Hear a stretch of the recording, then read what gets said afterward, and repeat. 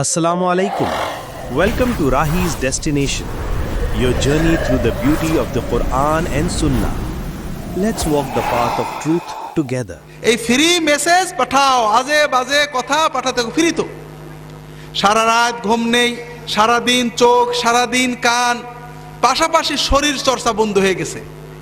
এতে কি হচ্ছে? একদিকে ব্রেনটা কেজি হচ্ছে, শরীর অসুস্থ হচ্ছে। যুবক কিশোর ভাইদের বলবো 25-30 বছর পর্যন্ত শরীরের গ্রোথ থাকে। তুমি বুঝতে পারো না, 5 দিন ঘুমাওনি, বুঝতে পারছো না, কিন্তু বুঝবে কখন? যখন আর ব্যাকে আসা রিভার্স গিয়ারে দেওয়ার কোনো সময় থাকবে না। 30 বছরে যে দেখবে তুমি নিঃশেষ হয়ে গেছো, তোমার চোখ, তোমার কান, তোমার দেহ, তোমার এনার্জি, শক্তি নেই, তুমি হাঁটনি। আল্লাহ দেহটাকে বানিয়েছিলেন, আল্লাহ রাসূলের সুন্নত।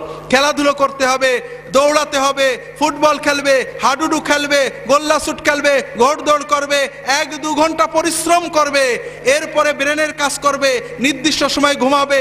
এইভাবে আল্লাহর নিয়মে চলতে হবে। আল্লাহর নিয়ম বাতিল করা হয়েছে, শরীর চর্চা হয়নি, খেলাধুলো হয়নি, ব্রেনের উপরে লোড বেশি পড়েছে, সারাদিন আজে বাজে দেখা, সারাদিন শোনা, ঘুম কামাই হয়েছে।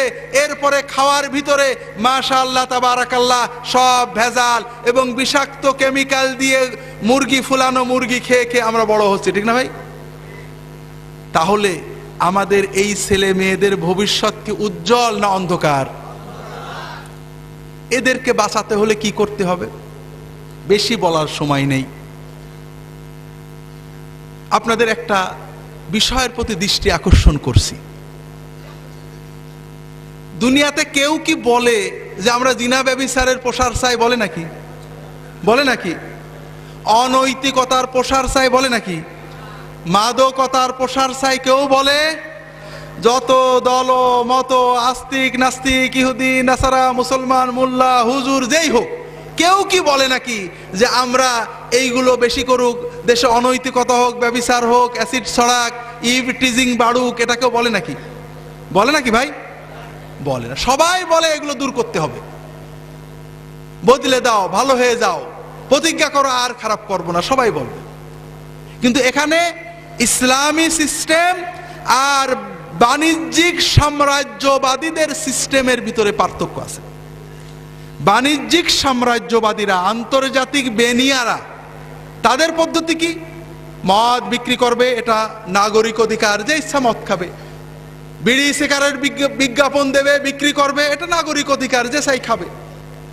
লক্ষ লক্ষ কোটি কোটি ডলার তুমি মদ বেচে আয় করবে, সিগারেট বেচে আয় করবে, যৌন উদ্দীপক, ব্যভিচার প্রসারক জিনিস বিক্রি করে করে আয় করবে। এরপরে 2-4 লাখ টাকা তুমি এইডস ফান্ডে, ধূমপান নিরোধ ফান্ডে, ক্যান্সার ফান্ডে, মাদকতা বিরোধী ফান্ডে প্রচারে দান করে দেবে। আমার কথাটাকে আপনারা বুঝতে পেরেছেন?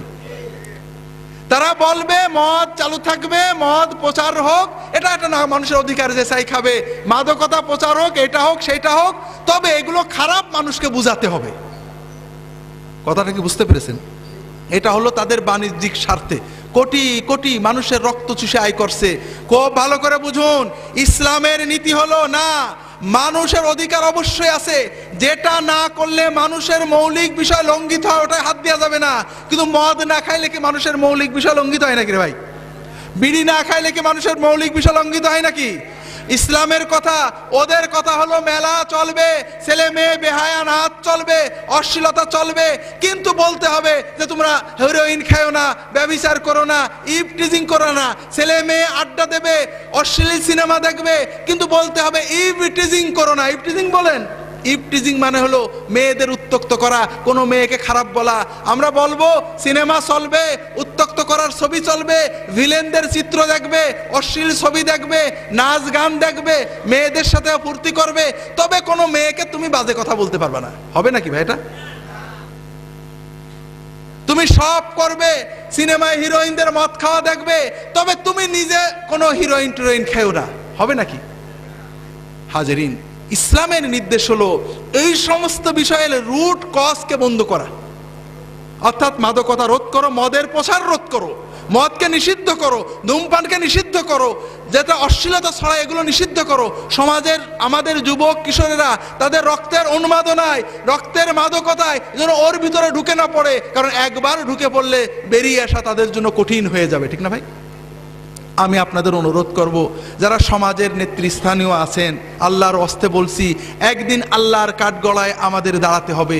খুব ভালো করে বুঝুন, আল্লাহ কোরআন কারিমে বলেছেন, ইন্নাল্লাযীনা ইউহিব্বুনা আন তাশিআল ফাহিশাতু ফিল্লাযীনা আমানু লাহুম আযাবুন আলীমুন ফিদ দুনিয়া ওয়াল আখিরাহ ওয়াল্লাহু ইয়ালামু ওয়া আনতুম লা তা'লামুন।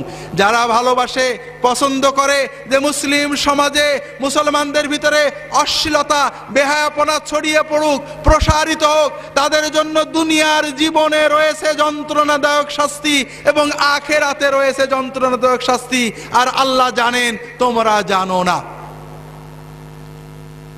আমি আপনাদের বলবো যে এই যুবক কিশোরদের ঈমান রক্ষা করার জন্য, আমাদের আগত প্রজন্মগুলোকে অশ্লীলতা, বেহায়াপনা, অবক্ষয় থেকে রক্ষা করার জন্য শুধু নসিহত নয়, মেকানিজম তৈরি করতে হবে, আদর্শ স্থাপন করতে হবে, তাদেরকে ভালোকে উৎসাহ দিতে হবে, খারাপ থেকে নিষেধ করতে হবে, নিরুৎসাহিত করতে হবে। আর এই জন্য অনেক বিষয়ের পাশাপাশি সবচেয়ে বড় বিষয় হলো তাদেরকে মসজিদমুখী করতে হবে, নামাজমুখী করতে হবে, দ্বীনমুখী করতে হবে, ধর্মীয় চেতনাও তাদের ভিতরে আনতে হবে, আল্লাহর ভয় আনতে হবে। বিশ্বাস করেন, এই নগ্ন সমাজেও অনেক ছেলে মেয়ে আছে শুধু একমাত্র মাওলানা সাহেবের কথায় এখনো সে নিজেকে পবিত্র রেখেছে, এখনো নামাজ পড়ে আল্লাহর পথে থাকতে চায়। তার পিতামাতা তাকে ছেড়ে দিয়েছে, তার স্কুল, তার প্রতিষ্ঠান, তার সকল প্রচার মাধ্যম তাকে পাপের পথে থাকে, পাপের দিকে তাদেরকে আহ্বান করে। এরপরেও ওই যুবক, ওই কিশোর শুধুমাত্র ঈমানি চেতনায়, শুধুমাত্র আল্লাহর ভয়ে এখনো ভালোর পথে থাকে। এইরকম শত শত হাজার হাজার যুবক আমাদের দেশে রয়েছে। হাজিরিন, কিন্তু এরা কতদিন থাকবে? চারিদিকে ঈমান চোর কারখানা খোলা হয়েছে, বাঁচাতে হবে। হাজিরিন, এই বাঁচানোর, আমার ছেলে, আপনার ছেলের ঈমান বাঁচানোর দায়িত্ব আমাদের সরকারের, ঠিক না ভাই? ছেলে কার? আর আমার ছেলের ঈমান বাঁচানোর দায়িত্ব সলিমউদ্দিনের বাপের, নাকি কার? আমার ছেলের বাপের, ঠিক না? পরের ঘাড়ে দোষ দিয়ে আল্লাহর কাছে পার হবেন না। দুনিয়ায় হয়তো লিখসার দেওয়া যাবে। বড় আফসোস লাগে, আমাদের মুসলমান অভিভাবকেরা, ঢাকা শহরের মানুষেরা সারাদিন ব্যবসা করেন, চাকরি করেন, অবসর সময় টিভি দেখেন, ক্লাবে যান, কিন্তু ছেলে মেয়েদেরকে সময় দেন নাকি? দেন নাকি ভাই? আল্লাহর হস্তে বলছি, আমি শেষ করে দেব। ছেলে মেয়েদের সময় দেন।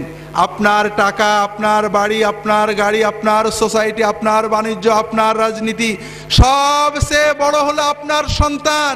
আপনার টাকা, আপনার বাড়ি, আপনার গাড়ি কোনোটাই জান্নাতে যাবে না, জান্নাতে নেবে না। কিন্তু খুব ভালো করে বুঝুন, আপনার ছেলে, আপনার মেয়ে, আপনার পরিবার, এটা আপনার দুনিয়ার পরিবারকে জান্নাত বানাবে এবং এরা আপনাকে জান্নাতে নেবে, আপনার সাথে জান্নাতে যাবে। যদি আপনি সময় দিতে পারেন, ছেলে মেয়েদের কাছে সময় দিন। প্রতিদিন 3 বেলা ছেলে মেয়েদের নিয়ে একসাথে খাওয়া দাওয়া করুন, তাদের সাথে বেড়ান, তাদেরকে সময় দিন, তাদের সাথে নিয়ে মসজিদে যান, নামাজ পড়েন। এইভাবে করতে থাকুন, ছেলে মেয়ে ভালো থাকবে। ছেড়ে দিয়েছেন, অনেক দূরে চলে গেছে, এখন টানবেন আর পিছনে আসতে পারবে না।